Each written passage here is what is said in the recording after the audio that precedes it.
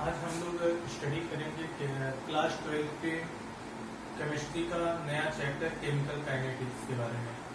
Chemical kinetics है क्या, रसायन विज्ञान में केमिकल काइनेटिक्स को स्थान क्यों दिया गया, ये तमाम चीजें इसमें आएंगी।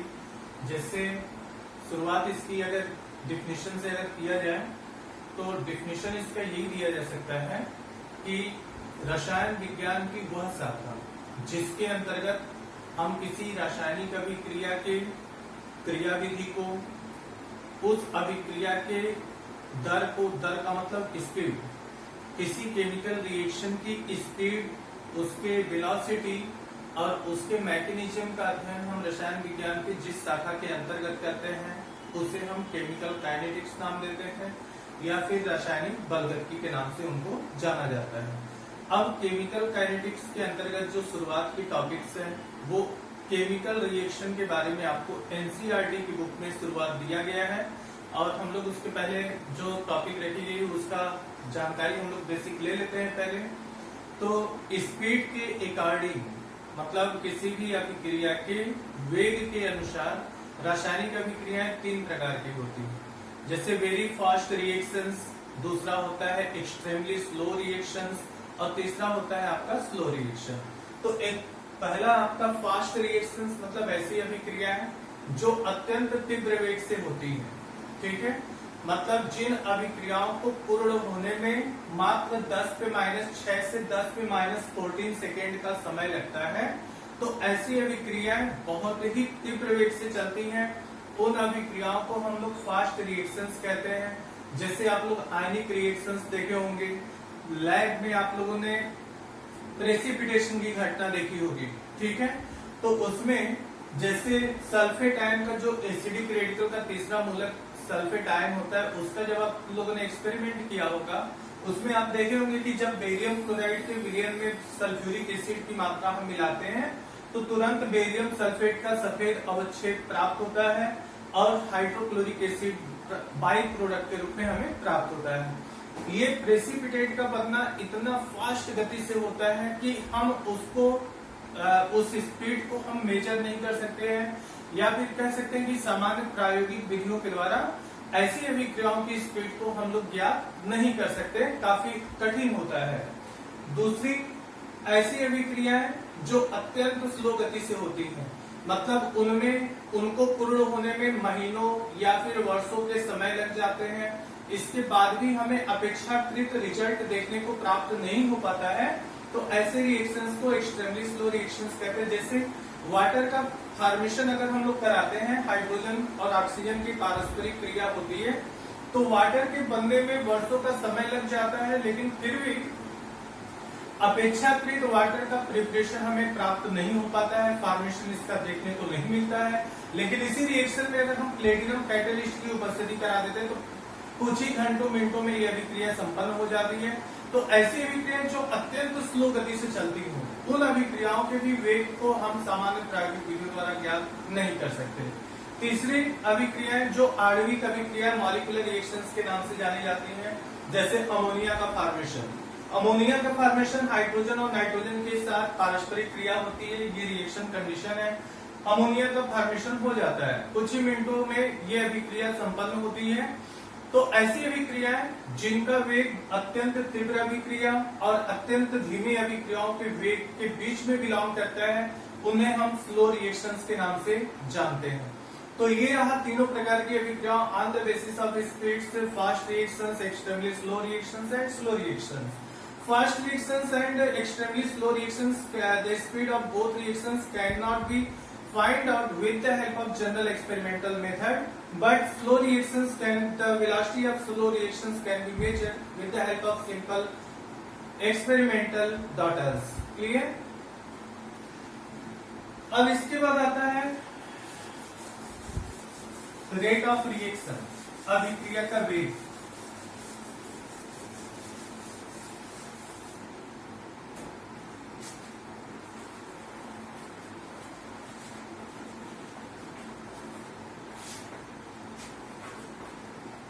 सपोज करो एक जनरल रिएक्शन है जिसमें रिएक्टेंट ए है, प्रोडक्ट में कन्वर्ट हो रहा है, ठीक है।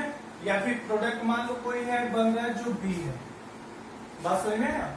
एक जनरल रिएक्शन है जिसमें कोई रिएक्टेंट ए प्रोडक्ट बी में कन्वर्ट हो रहा है, बात समझ में। प्रारंभिक समय में तो अभी रिएक्शन स्टार्ट नहीं हुआ होगा, लेकिन जैसे जैसे समय बीतता जाएगा रिएक्शन स्टार्ट होकर के प्रोडक्ट में कन्वर्ट होना शुरू हो जाएगा, और समय बीतने के साथ साथ रिएक्टेंट ए की मात्रा में कमी होगी, रिएक्टेंट प्रोडक्ट बी की जो मात्रा है वो बढ़ती जाएगी। तो किसी भी केमिकल रिएक्शन में रिएक्टेंट अथवा प्रोडक्ट के कंसेंट्रेशन में समय के साथ होने वाला जो परिवर्तन होता है उसी परिवर्तन को हम क्या कहते हैं, रेट ऑफ रिएक्शन या स्पीड ऑफ रिएक्शन। मतलब हम इसको दिखा सकते हैं rate of reaction proportional to, इसको लिखने का जो तरीका होता है वो ऐसे होता है, ए की अगर सांद्रता में हमें रिएक्टेंट को अगर बेस बना करके रेट ऑफ रिएक्शन का इक्वेशन बनाए तो डेल्टा ए, ठीक है, डेल्टा परिवर्तन दिखाता है, लेकिन ए की सांद्रता मतलब मात्रा में चूंकि परिवर्तन हो रहा है तो परिवर्तन को हम लोग स्क्वायर ब्रैकेट में शो करते हैं, ठीक है। और चूंकि ये परिवर्तन किसके सापेक्ष हो रहा है, समय टी के सापेक्ष हो रहा है, तो डेल्टा टी हो जाएगा। अब समय जैसे जैसे बीतता जाएगा वैसे वैसे ए का कंसेंट्रेशन घटता जाएगा, और जब कंसेंट्रेशन घटता है तो उसके लिए हम सिंबल शो लगाते हैं माइनस में, या फिर इसको हम इक्वल करके, या फिर अगर हम कंसेंट्रेशन बी को, अगर प्रोडक्ट बी के कंसेंट्रेशन को बेस बना करके अगर एक व्यंजक दिखाएं तो ये हो जाएगा delta concentration of B upon delta T, और इसके आगे जो सिंबल होगा वो होगा साइन हमारा प्लस का। प्लस क्या बता रहा है, प्लस बता रहा है जैसे जैसे समय बीतता जा रहा है वैसे वैसे प्रोडक्ट बी का जो कंसेंट्रेशन है वो बढ़ता जा रहा है समय के साथ साथ, ठीक है। तो किसी भी केमिकल रिएक्शन का जो स्पीड होता है वो रिएक्टेंट अथवा प्रोडक्ट के कंसेंट्रेशन में होने वाला परिवर्तन की जो दर है उसी के बराबर होता है। मतलब speed of reaction can be defined as the change of the concentration of reactant और the product with respect to the time is known as rate of reaction, ठीक है। अब कुछ अभिक्रियाएं ऐसी होती हैं, कुछ केमिकल रिएक्शंस ऐसे होते हैं जिनमें रिएक्टेंट या फिर प्रोडक्ट या फिर दोनों की बात कर लिया जाए, रिएक्टेंट और प्रोडक्ट दोनों की स्टोइकियोमेट्री अलग अलग होते हैं। उनके लिए अगर हमें रेट ऑफ रिएक्शन दिखाना हो, ठीक है, तो कैसे हम दिखाएंगे, तो ध्यान से देखना, ये आपके लिए काफी इंपॉर्टेंट है।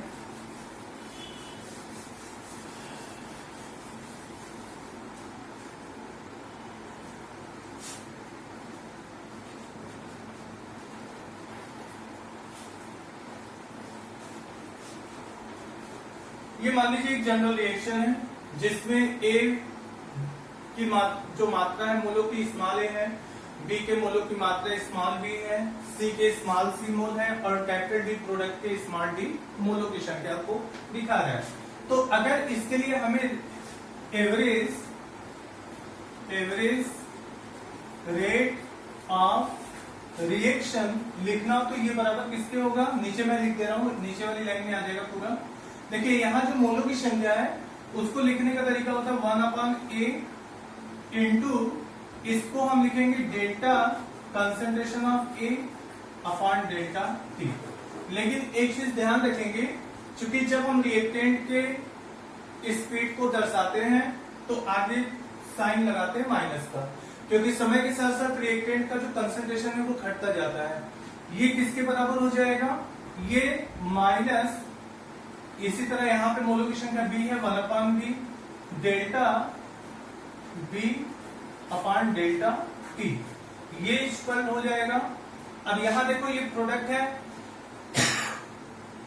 तो प्रोडक्ट का जो कंसेंट्रेशन है वो समय के साथ साथ बढ़ता जाता है, तो इसके लिए यहाँ पे जो साइन लगाएंगे प्लस का 1/C delta C upon delta T is equal to plus 1/D delta concentration of D upon delta T.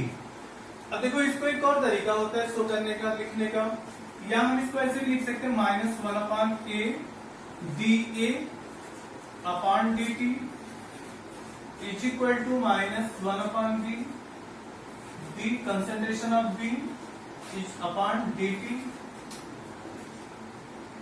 Equal to plus 1/C D concentration of C upon D T is equal to plus 1 upon D D concentration of D upon D T. Same वही चीजों को ये भी represent करता है। तो इस तरीके से हम किसी केमिकल रिएक्शन, जिस रिएक्शन के रिएक्टेंट और प्रोडक्ट की स्टाइकोमेट्री दी हुई हो और वो समान न होकर असमान हो जाए, तो उनका हम एवरेज स्पीड ज्ञात करना अगर होगा, तो एवरेज स्पीड ज्ञात करने का इस तरीके से हम समीकरण बना करके औसत वेग को, औसत दर को हम ज्ञात कर सकते हैं किसी भी केमिकल रिएक्शन का। अब देखो, इस पर आधारित एक क्वेश्चन आता है कंपटीशन में। किस तरीके से क्वेश्चन आता है, तो ध्यान से देखिएगा थोड़ा क्वेश्चन को।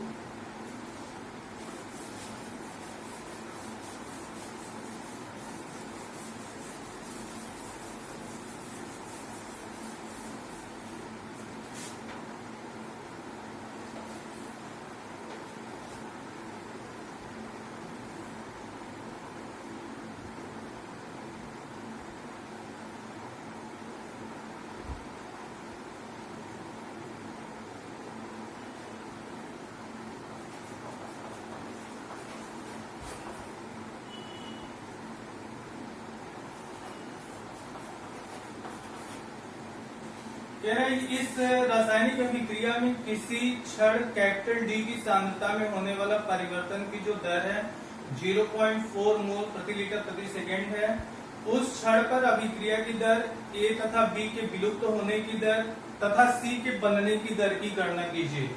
मतलब इसमें दे रहा है कि कैपिटल डी की सांद्रता में होने वाला परिवर्तन, यानी डी की सांद्रता में होने वाले परिवर्तन को हम कैसे लिखते हैं, डी अपॉन डी टी। ये कितना है, 0.4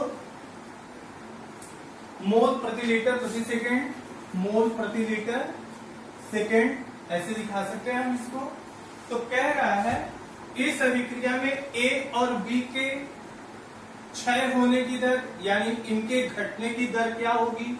चूंकि सी और डी दोनों प्रोडक्ट हैं, तो समय के साथ साथ इनकी मात्रा बढ़ती जाएगी। तो सी के बनने की दर क्या होगी, सी की किस स्पीड से सी बन रहा है, ए और बी किस स्पीड से इनकी मात्राओं में कमी आ रही है। तो अभी इसके पहले जो हमने आपको इक्वेशन समझाया, उसी इक्वेशन के बेस पर इस क्वेश्चन को हम सॉल्व कर सकते हैं। तो इसके लिए उसी तरह इक्वेशन आप दिखा लो पहले। यहाँ पे मोलों की संख्या 1 है, तो 1/1 का मतलब 1 ही होगा। डायरेक्ट हम लिख सकते हैं minus D A upon D T is equal to, ये हो जाएगा -1/2 D concentration of B upon D T is equal to plus 1/3 concentration of D C upon D T is equal to, ये हो जाएगा plus 1/2 concentration of D D upon D T हो जाएगा। अब यहां से हम लिख सकते हैं minus D A upon D T. A के न का घटने की दर क्या है, तो ये चूंकि सब एक दूसरे के बराबर होते हैं केमिकल रिएक्शन में, तो ये चूंकि यहां से उठा लो 1/2 D D upon D T equal to 1/2 into, ये वैल्यू यहाँ पे दे रखा है 0.4, तो 0.4 यहां से आप सॉल्व करोगे इसको, तो 0.2 आ जाएगा, 0.2 यानी A minus D A upon D T equal to 0.2 mole प्रति लीटर प्रति सेकेंड। ए के घटने की जो दर है, मतलब ए की जो मात्रा प्रोडक्ट में बदल रही है 0.2 मोल प्रति लीटर प्रति सेकेंड की दर से बदल रही है। बात समझ में आया। अब उसी तरह हमें अगर बी की मात्रा में किस तरह से कमी आ रही है, किस स्पीड से कमी हो रही है, ये निकालना है तो इजीली ऐसे ही हम निकाल सकते हैं। बी की सांद्रता में कमी को भी हम इसी तरह से दिखा सकते हैं। देखिए ये हो जाएगा -1/2 D B upon D T equal to, फिर इसी को ले लीजिए आप 1/2 D D upon D T. यहां से सीधा 1/2 से 1/2 कैंसिल हो जाएगा, minus D concentration of B equal to D T और डी टी इक्वल टू हो जाएगा, इसकी पूरी वैल्यू उठा के रख सकते हो आप 0.4 mole litre inverse second inverse. तो बी की जो सांद्रता में कमी हो रही है वो 0.4 मोल प्रति लीटर प्रति सेकेंड की दर से कमी आ रही है। तो ए की सांद्रता में कमी इसके पहले हम लोगों ने देखा 0.2 मोल प्रति लीटर प्रति सेकेंड की दर से घट रही थी। बी की जो सांद्रता घट रही है वो 0.4 मोल प्रति लीटर प्रति सेकेंड की दर से घटती जा रही है। अब सी किस दर से बन रहा है, किस स्पीड से सी का फॉर्मेशन हो रहा है, ये हमको ज्ञात करना है। तो कैसे ज्ञात करेंगे, फिर इसको आप ले सकते हो यहीं से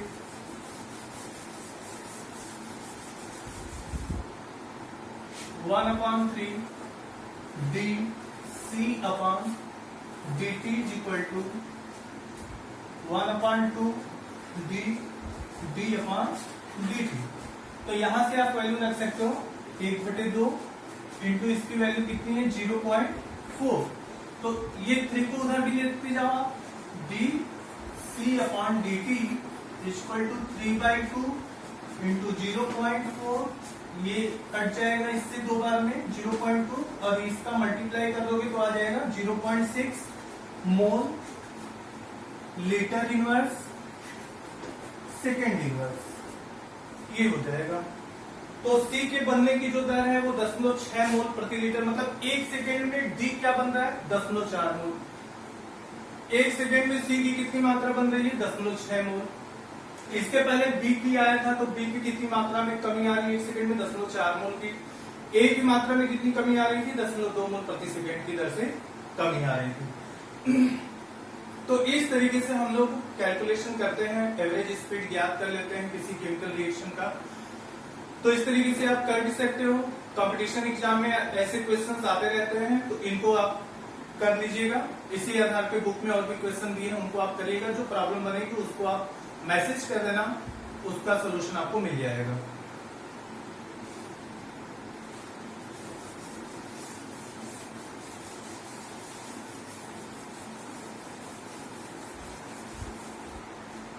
अब यहां पे हम लोग पढ़ेंगे फैक्टर्स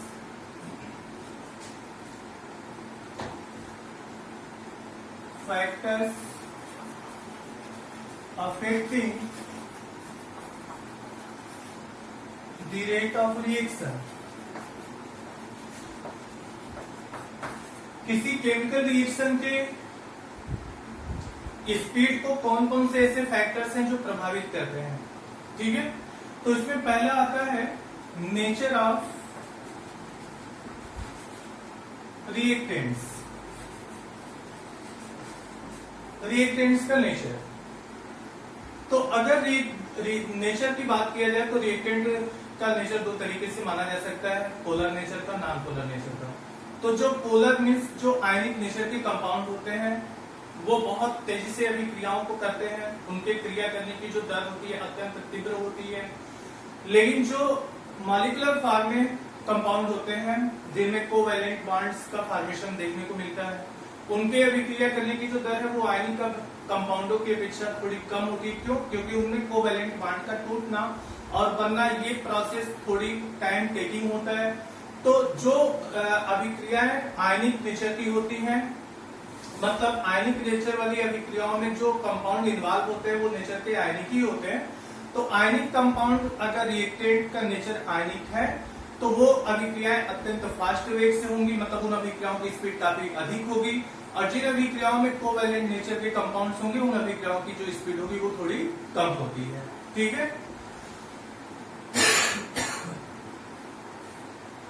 दूसरा है कंसंट्रेशन ऑफ रिएक्टेंट्स,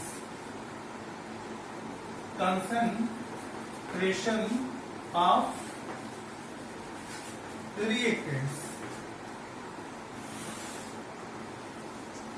रिएक्टेंट की सांद्रता का प्रभाव, ये सब हम लोग इफेक्ट पढ़ रहे हैं जो केमिकल रिएक्शन की स्पीड को प्रभावित करते हैं। तो पहला हो गया। दूसरा आपका इफेक्ट ये है कि अगर किसी केमिकल रिएक्शन में रिएक्टेंट के कंसंट्रेशन को बढ़ाते हैं तो स्पीड ऑफ रिएक्शन भी बढ़ता चला जाता है, ठीक है। और इसका एक रीजन क्या है कि जब आपने आर्हेनियस की कोलिजन थ्योरी को पढ़ा होगा, आर्हेनियस की कोलिजन थ्योरी बताती है कि when you increase the concentration of reactants, then there is a greater possibilities of effective collisions between the reactant molecules should be occur. Clear? मतलब when you increase the concentration of the reactants in any reacting system, at that moment the effective collision between the reactant molecule would be greater, and effective collision is the main function to initiate and to propagate and give the high speed to the chemical reaction.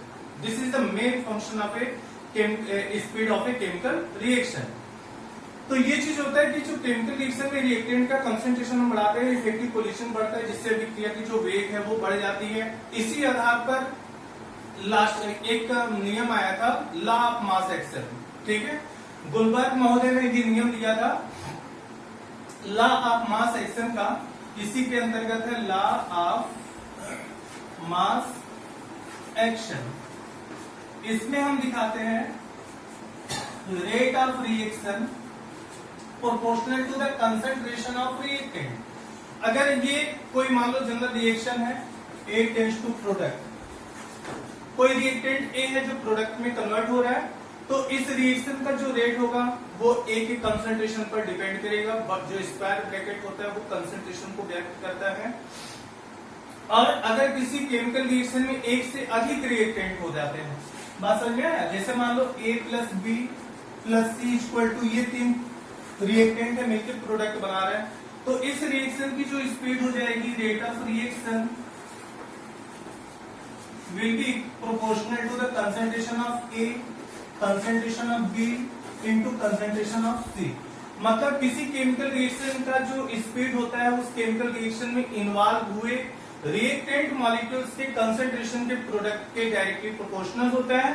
और rate of reaction को हम ऐसे दर्शा सकते हैं dx dt, और इस proportional वाला सिंबल हटा के इक्वल लगाएंगे तो एक कांस्टेंट k से गुणा कर देते हैं। ठीक है, concentration of k, concentration of A B into C। k क्या है? k एक कांस्टेंट है जिसको हम लोग वेलोसिटी कांस्टेंट या रेट कांस्टेंट का नाम दे देते हैं। एक कांस्टेंट टर्म को ये शो करता है। ठीक है, तो ये तो दो इफेक्ट हुआ। तीसरा इफेक्ट आता है जो रेट ऑफ रिएक्शन को प्रभावित करता है, temperature effect.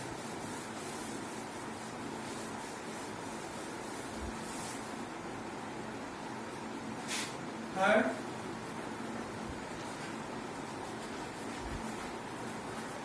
Temperature effect.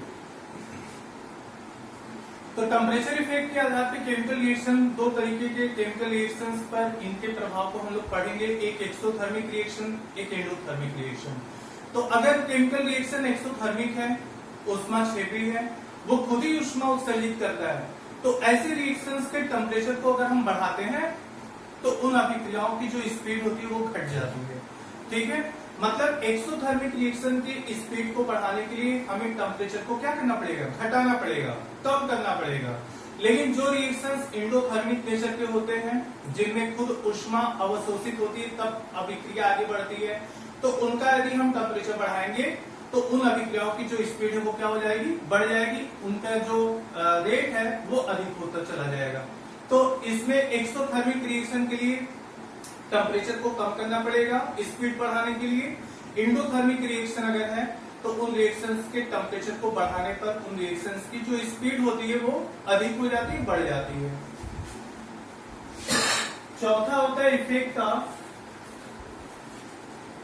Catalyst. इसको समझिएगा ध्यान से। रिएक्शन प्रोसीड्स, और ये आपका ग्राफ है पोटेंशियल एनर्जी का, पोटेंशियल एनर्जी। ठीक है,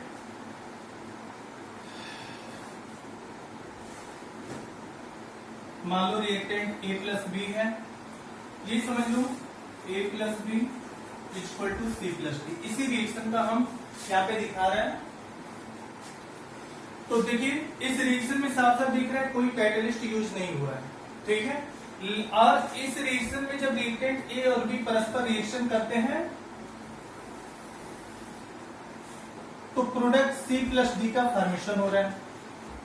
आप देख सकते हो कि रिएक्टेंट का जो एनर्जी लेवल है थोड़ा सा ऊपर है, प्रोडक्ट की एनर्जी लेवल थोड़ी नीचे है, क्योंकि किसी भी रिएक्शन में जो प्रोडक्ट होते हैं उसकी स्टेबिलिटी रिएक्टेंट से ज्यादा होती है, और जिनकी स्टेबिलिटी ज्यादा होती है उनकी ऊर्जा कम होती है, तो यहाँ पे प्रोडक्ट की एनर्जी लेवल कम है, स्टेबिलिटी अधिक दिखा रहा है।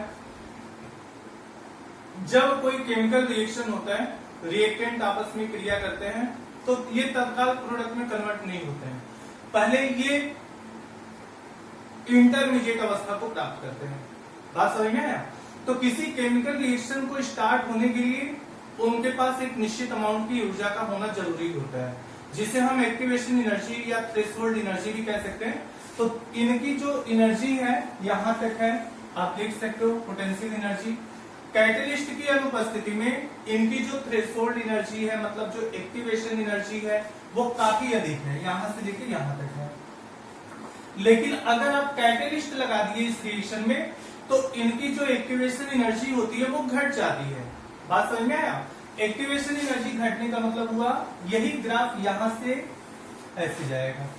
तो ये जो आपकी लाइन दिखा रहा है, ये कैटलिस्ट C की उपस्थिति में ये रिएक्शन है, और ये जो है आप जो ग्राफ देख रहे हो कैटलिस्ट की अनुपस्थिति में। तो कैटलिस्ट करते क्या है, किसी केमिकल रिएक्शन में इन्वॉल्व होकर के रिएक्टेंट की जो एक्टिवेशन एनर्जी होती है, जो सक्रिय ऊर्जा होती है, उसके मान को घटा देते हैं। सक्रिय ऊर्जा के घट जाने के कारण इफेक्टिव कोलिजन करने वाले मॉलिक्यूलों की संख्या काफी बढ़ जाती है, जिसके कारण अभिक्रिया की जो स्पीड होती है वो बढ़ जाती है। कहने का अर्थ यही है कि किसी भी केमिकल रिएक्शन में कैटलिस्ट को जब हम लगाते हैं, तो कैटलिस्ट केमिकल रिएक्शन की स्पीड को बढ़ा देता है। कैसे बढ़ा देता है? तो एक्टिवेशन एनर्जी को घटा देता है, घटा कर किसी केमिकल रिएक्शन की स्पीड को वो बढ़ा सकता है। और लास्ट इसमें जो आता है पांचवा, surface area. Surface area, reactant की सरफेस एरिया। तो सरफेस एरिया का मतलब ये हुआ कि जैसे किसी रिएक्टेंट का जैसे जैसे सरफेस बढ़ता जाता है, उसके क्रिया करने की जो स्पीड है वो भी बढ़ती जाती है, स्पीड ऑफ रिएक्शन उसका बढ़ता जाता है। क्यों? क्योंकि सरफेस एरिया के बढ़ने के कारण उस रिएक्टेंट स्पीशीज के सरफेस पर एक्टिव सेंटर्स की अधिकता होती चली जाती है। जब एक्टिव सेंटर बहुत अधिक होने लगते हैं, तो उस रिएक्टेंट के क्रिया करने की दर भी क्या हो जाती है? बढ़ जाती है। तो ये रहा हमारा रेट ऑफ रिएक्शन और रेट ऑफ रिएक्शन को प्रभावित करने वाले फैक्टर्स। इसके बाद आता है आपकी molecularity and order of reaction. ठीक है, तो आज के लिए बस इतना ही, आगे के लिए हम लोग नेक्स्ट वीडियो में देखेंगे।